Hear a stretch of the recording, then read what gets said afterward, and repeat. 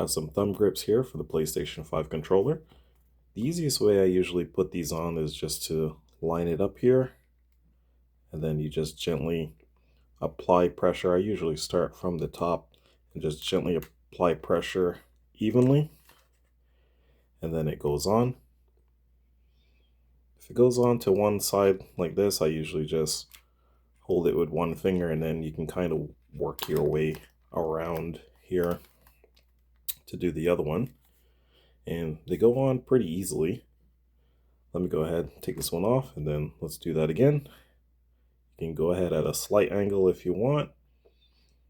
Hold this with your index finger on this side, and then with your thumb and your middle finger, you can kind of push these down as well. So that's another way to do it.